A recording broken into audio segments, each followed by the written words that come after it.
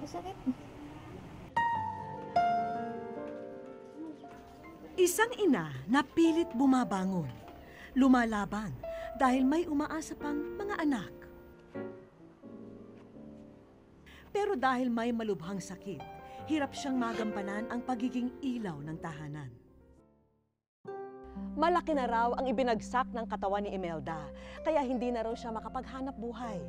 Paano na ang kinabukasan ng mga anak niya kung ang tanging inaasahan na tataguyod sa kanila ay may malubhang karamdaman?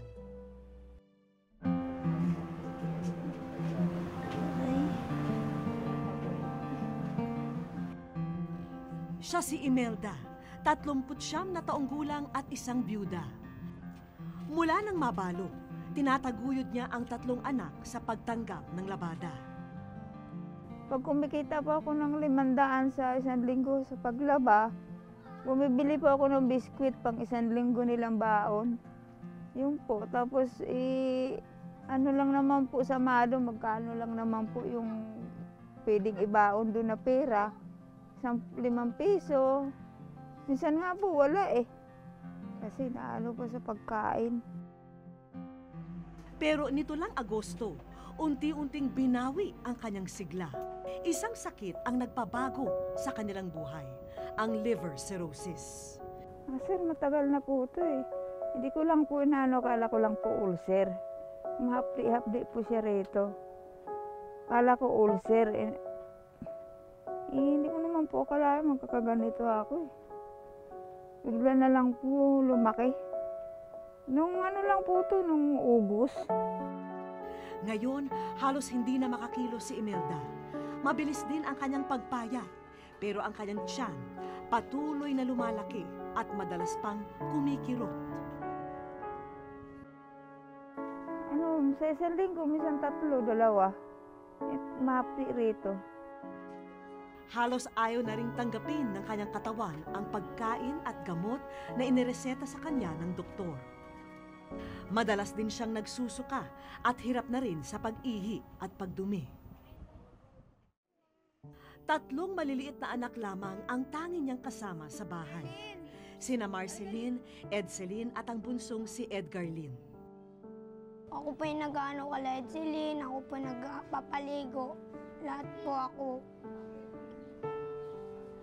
So, hindi ka na ba nakakapaglaro? Hindi po. Mahirap din, sir, kasi pag nasa labas sila, wala akong mautusan. Sisigaw pa ako. Walang mag-ano sa akin. Hindi ko na lang, lahat ng ano ko dito, hindi ko na lang dinadaing. Nihiga ko na lang, kung nagugutom ako, natutulog na lang ako. Bayaan ko na lang sarili ko.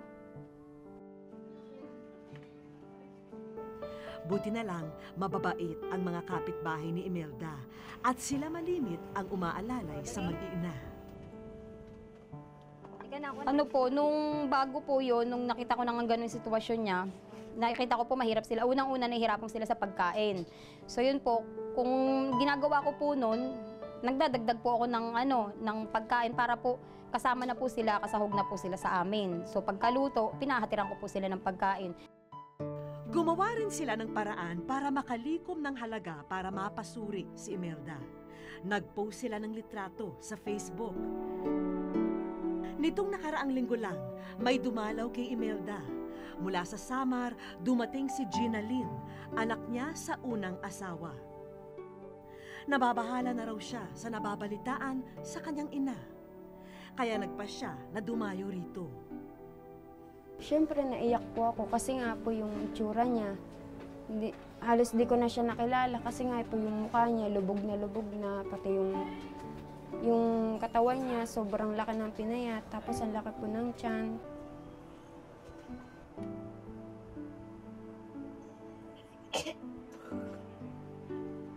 Pangako ni Gina Lynn, ibibigay niya ang kalinga na kailangan ng may sakit na magulang. Gusto ko siyang alagaan. Pati mga kapatid ko, ganyan, alagaan ko. Habang nandito pa ako, ganyan. Pero ang mga apektado rin sa sitwasyon ay ang mga nakababata niyang kapatid. Bakit? Ano bang gusto mong mangyari kay mama? Kumaling po.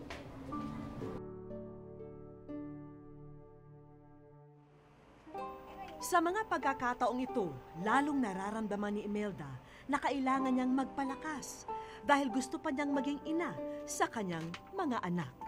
Diyos ko, pagalingin mo na ako. Ayaw ko nang ako ang inaalagaan ng mga anak ko. Gusto ko ako yung nag-aalaga sa kanila.